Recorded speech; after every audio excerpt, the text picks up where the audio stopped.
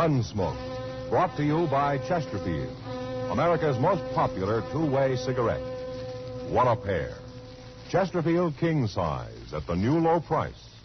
Chesterfield Regular.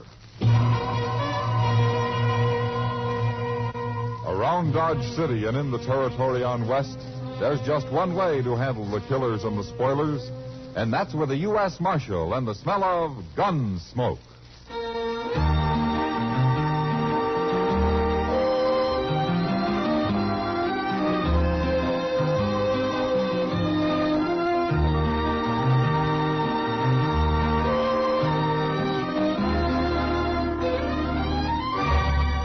Gunsmoke, starring William Conrad, the transcribed story of the violence that moved west with young America, and the story of a man who moved with it. I'm that man, Matt Dillon, United States Marshal. The first man they look for and the last they want to meet. It's a chancy job, and it makes a man watchful and a little lonely.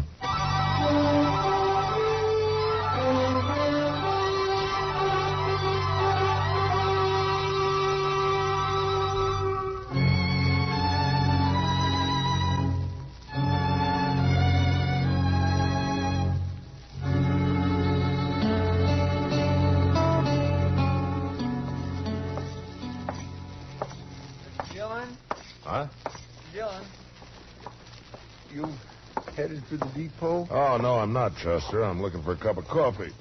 Thought I'd go into Delmonico's here. You want to join me?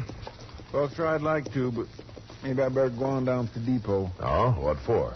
The mail. I never got there at noon. That's why I thought you was going now. Well, I don't care about the mail, Chester. Yeah, but come to think of it, you did start out at noon, didn't you? What happened? I got robbed. Got robbed? Yes, sir.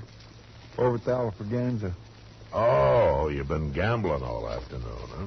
Not all afternoon, Mr. Dillon. I watched the game for about an hour before I set in. Well, you should have gone on watching it.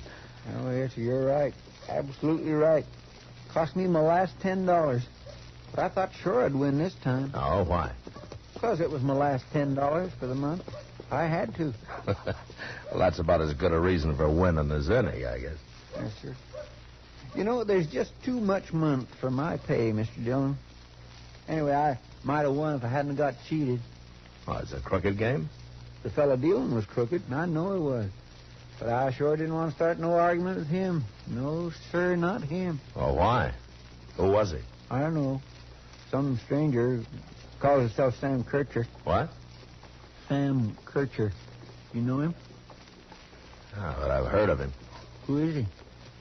He's a gunman, Chester. Oh, I recognize that. That's why I didn't make no fuss about his crooked dealing. Now, you were smart. Kircher's the kind of man who enjoys killing. He's got a big reputation for it out in Arizona. Well, what's he doing here, I wonder? I don't know, Chester. But let's go find out.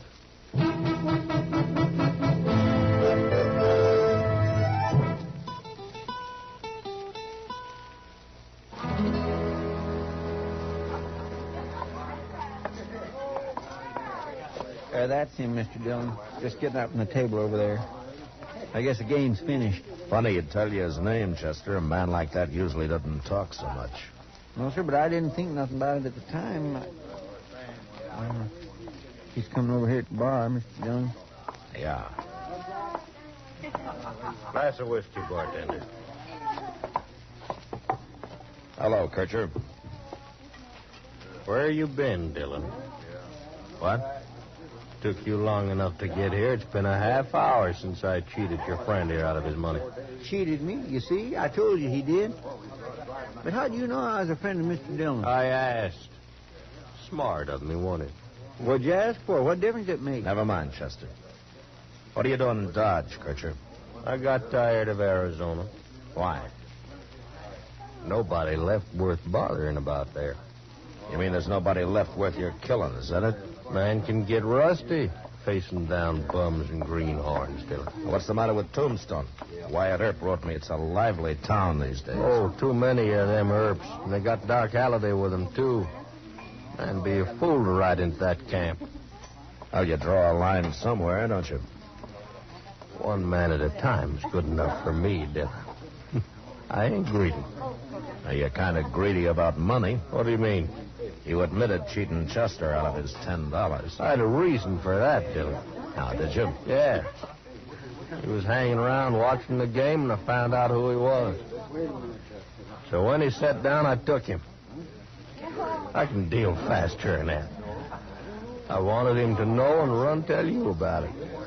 Why? I wanted to meet you, Dillon. Always like to get to know the leading citizens of a place. You got your own way of going about it. Are you objecting? Ordinarily, I object to cheating at cards, yeah. But with you, I don't think it matters much. Now, what are you doing in Dodge, Kircher? I was nearby, up in Colorado. I heard about you there, Dillon. You've got quite a reputation. I'm a lawman, Kircher, not a gunman. I don't care about my reputation. I do. Yeah. You came here to kill me, huh? That's what I came for, Dillon.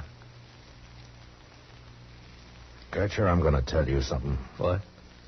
Men like you are as useless as wolves. I hate every one of your kind. And that'll make it easier for you to fight me, Dillon. I'll meet you out in the plaza, sundown tomorrow.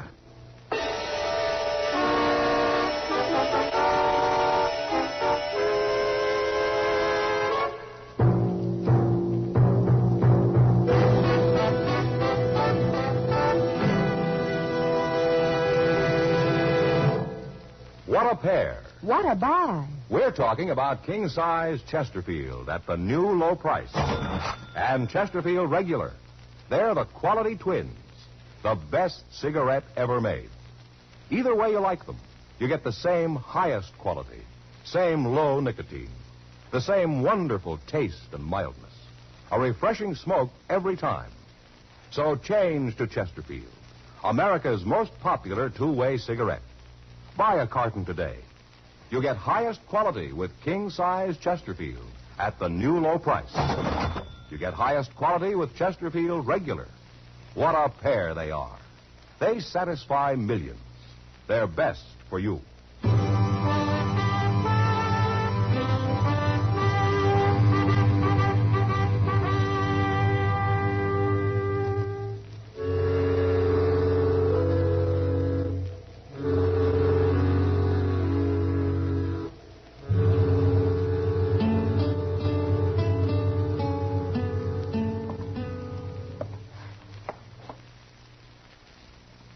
Dillon?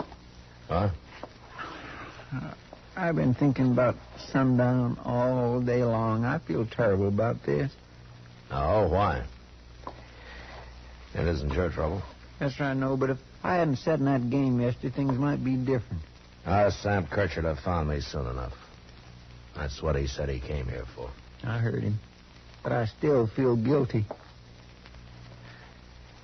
What's the matter, Chester? You afraid he'll kill me? Is he really good? Well, he's beat a lot of men.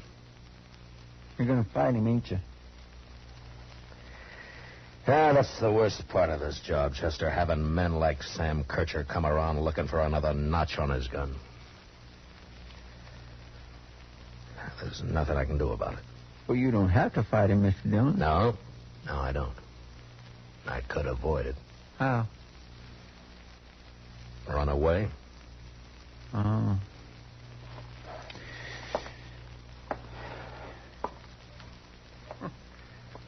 Look out the window here, Mr. Dillon. The plaza's plumb deserted. Sure. Guess the word got around. Mr. Dillon, Yeah, what? he's coming. Sam Kircher. Walking across the plaza.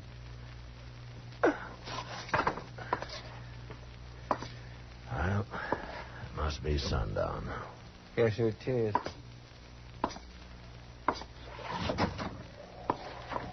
Don't come out the door, Chester, or you'll be behind me. I'm only going as far as the boardwalk. I won't. I'll stay right here. But if anything happens, then I'm coming out, by golly. Don't be a fool.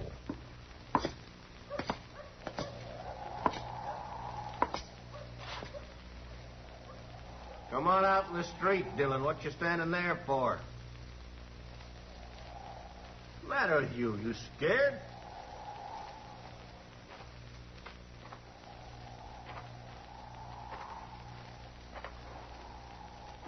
Why don't you come down here, Dillon?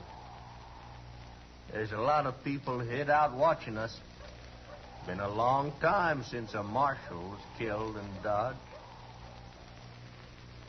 I don't want to hear your talk, Kircher.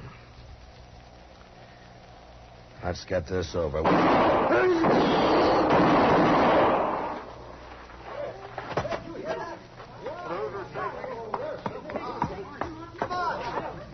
You did it, Mr. Dillon. Why, he didn't hardly have his gun out before you hit him the first time. I was watching him. I didn't wait for him. I drew first. You did? Giving a man a chance to be arrested is one thing. Shooting down a killer's another. Yes, sir. This is nothing but slaughter. Brainless slaughter. Like I said, it's the worst part of this miserable job.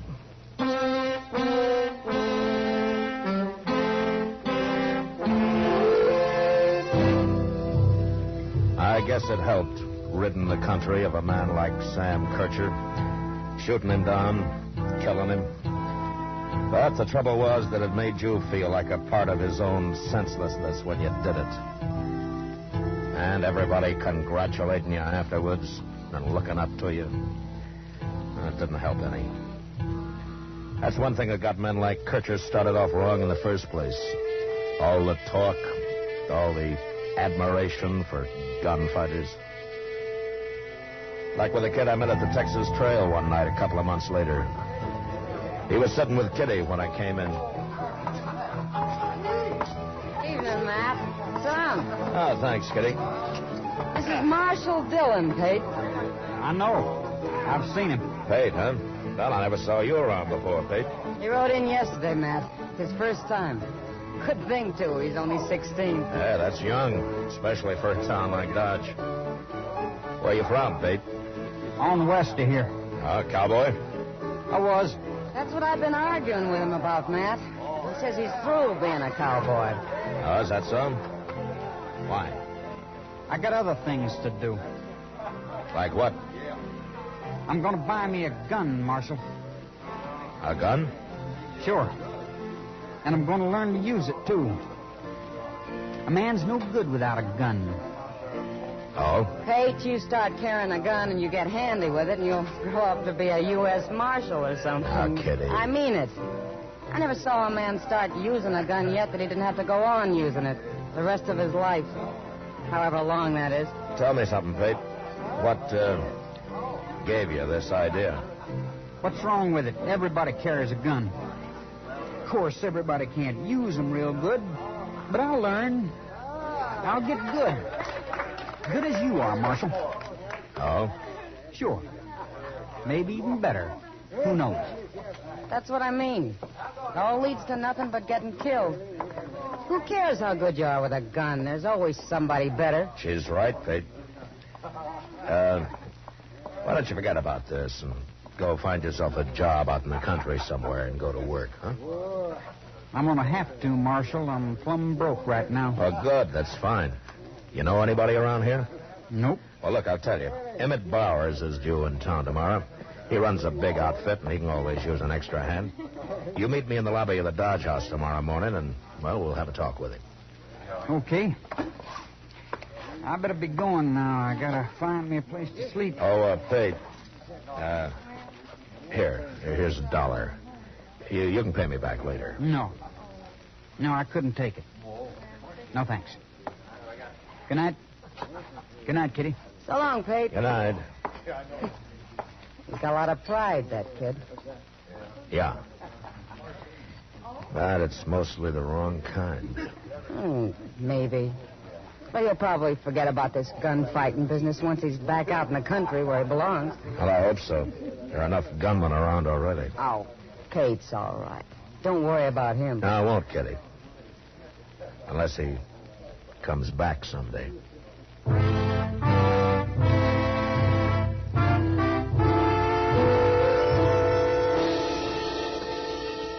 Pate was at the Dodge House next morning, and we found Emmett Bowers there and got him a job right off.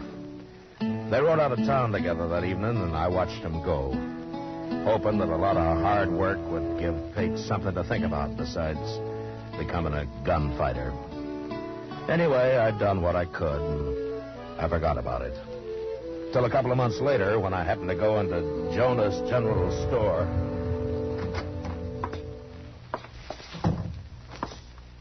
Well, morning, Marshal Dillon. Hello, Miss Jonas. Well, how come you're running the store? Why, hadn't you heard, Marshal? Oh, no, heard what? My husband's got the ague real bad. I've been taking care of him and running the store, too. Oh, well, I'm sorry to hear that, ma'am. But how do you manage to do both? Well, I moved his bed into the storeroom out back. Matter of fact, Doc Adams is in there with him now. Oh?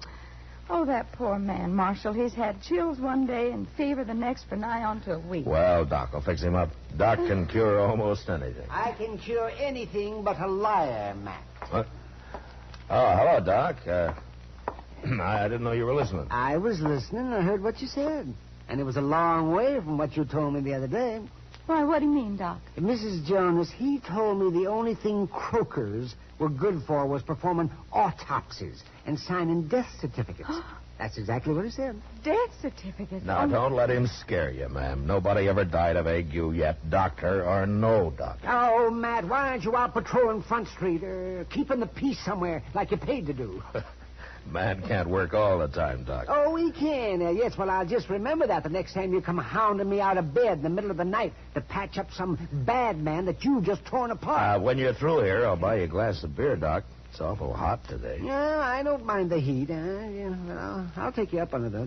Say, Mrs. Jonas, if your husband complains about his ears roaring, it's the quinine I gave him. So just you don't worry about it. Oh, all right. Marshal.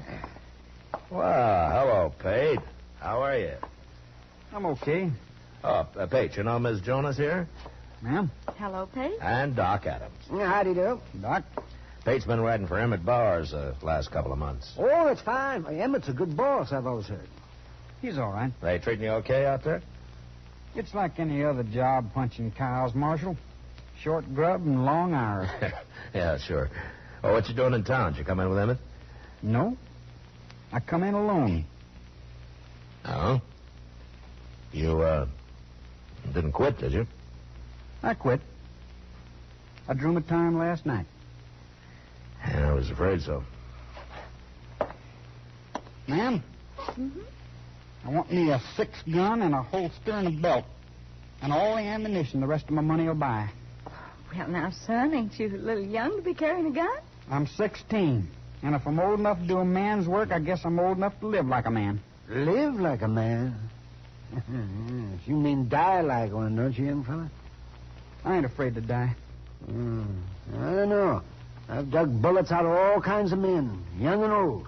And no matter how they talk, every one of them's been afraid. I get good enough, I'll do the killing. If I'm given a decent chance. Pate, tell me something. How'd you get started on all this in the first place? I don't mind telling you, Marshal. Now Now? I got money for a gun, and I can start practicing. Oh, wait a minute. Is there some particular man you're after? Is that it? Yeah. That's it, Marshal. Well, who is he? You. Me? I'm going to fight you, Marshal. And I'm going to kill you if I can. Well, why? I never saw you before in my life till you came here. Pate's my first name, Marshal. So? My last name's Kircher. I heard about how you shot my brother, so I come here to take his place. Pate, Sam Kircher was nothing but a killer. He was no good. You drew first on him. What difference does it make? Your brother came after me for only one reason, to kill me so he could be a big man. You think I'm going to take a chance being killed for anything as brainless as that? There's rules to gunfighting, Marshal. He wasn't ready to draw. Where'd you get all these crazy ideas, kid? Who taught you that killing people is a game of some sort? My brother told me all about it a long time ago. Yeah, sure. Now, for him, it was a game.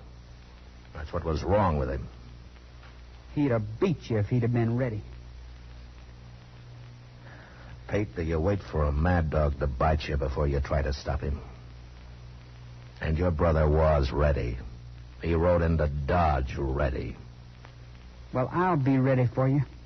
In a few weeks, I will. You will, huh? Look, Pate, I've been handling a gun for years. What makes you think that you can go against me in a few weeks? Unless you're planning something else. No, Marshal, I'll never shoot anybody in the back, not even you. You're not bad, Pate, but you sure got everything mixed up. Why? Because I'm only 16? You'll see what I can do, Marshal. You'll see. Well, what if I won't draw on you? I'll kill you anyway.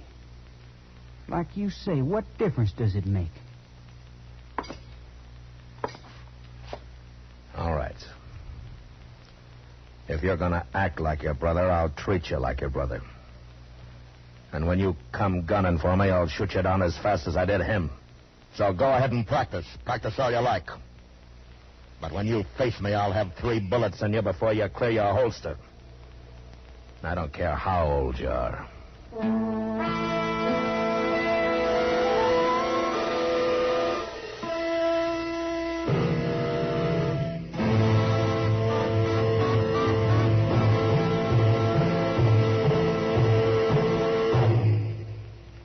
Your best cigarette buy today is Chesterfield. There's Chesterfield King Size at the new low price. And for your convenience, Chesterfield Regular. What a pair. Either way, you get the taste and mildness you want. A refreshing smoke every time. Either way, you get highest quality, low nicotine. Buy a carton of Chesterfield. They're best for you. In regular or king size, you can get 'em either way. The best smoke ever made's the Chesterfield you buy today. Smokers coast to coast are changing, it's a cinch to do. Here's all you have to say to get the one that's best for you. Chesterfield's for me, Chesterfield's for me. You just say it's Chesterfield's for me.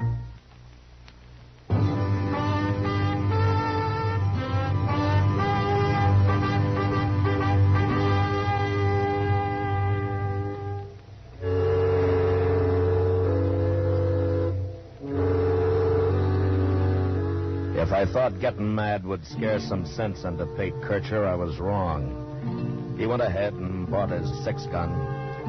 And every day he spent hours down by the Arkansas practicing with it. In a few years, that kind of concentration might have made him into a fair gunfighter.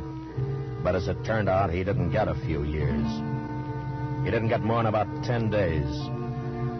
And those 10 days got spent fast. One evening, I was sitting on the porch not far from the Texas Trail, watching the crowd push up and down Front Street.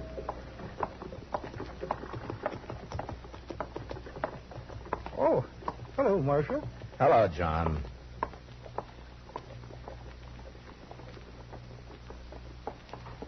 Matt. Oh, hello, Kitty. Matt, Chester's in the trail there, and he asked me to come find you. Well, why? What's the trouble? You know Jack Grining? Yeah, I know him. Well, he's at the bar in there, and he's making fun of young Pate. Chester isn't sure how much Pate's going to take from him. Now, Ryan's more than just a bully, Kitty. He's dangerous. Well, Chester tried to make him stop, but it didn't do any good, Matt. I hope Pate isn't fool enough to try to take him. Ryan will kill him, sure, if he does. I tried to tell him he shouldn't be wearing a gun, but you know Pate. He won't listen to anybody. Yeah. You better wait out here. I aim to. Leave the kid alone, Riding. He ain't bothering you none. Get out of the way, Chester. Everybody else, get out of the way, too. I'm giving you one more chance, Pate. You throw that gun away or you start using it. Go ahead and draw, Ryan. I ain't afraid of you. Okay. I will. No, don't do it, Riding. No. Ah!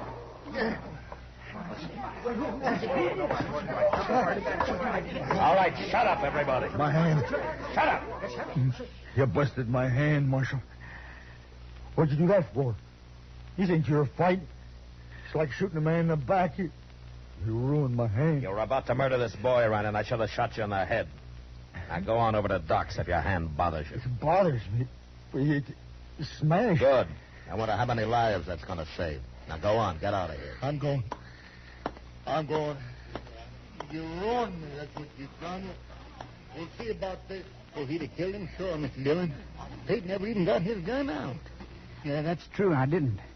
I kind of froze. I don't know why. Pate, Jack Ryan's the same kind of man your brother was, always looking to kill somebody. And if you still think it's a game of some kind, go on wearing that gun. And when the time comes, I'll see you buried with it. But that's all I'll do for you. All right, come on, Chester. Let's get out of here. Yes, sir. Marshal. Marshal, wait a minute. Marshal? Yeah. You saved my life just now. He sure did. One more second, you'd have had a bullet clean through you. I know that. But I don't understand. What don't you understand? Well, you could have let him kill me, and then I wouldn't be after you no more, would I? Not dead, you wouldn't. But you saved the life of a man who sworn to kill you, Marshal. Yeah, that's right. Well, why'd you do it? Because you didn't have a chance with him, Peyton. Not a chance. I'm kind of confused, Marshal. You are? I sure am. Well, it's about time. Now, maybe you'll figure it out now, Pate, if you give yourself half a chance. Marshal, I always could think better when I'm riding a horse. I'm going back to my job. Good. I'm glad to hear that, Pete. Would you do me a favor? Sure. Well, punching cows will keep me so busy I won't have time to practice much. Would you hold on to my gun for me? What? Here. Yeah, sure I will, Pete. Sure I will. I'll keep it for you. For a long time, I hope.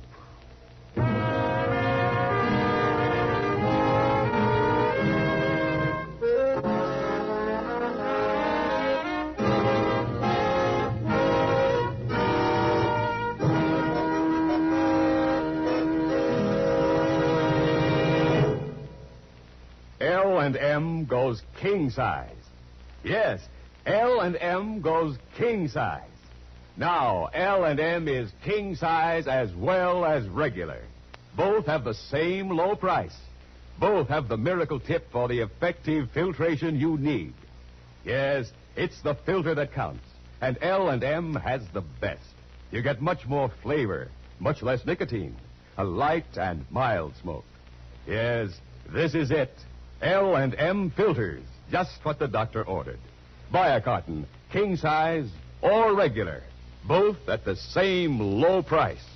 L&M filters, America's highest quality and best filter tip cigarette.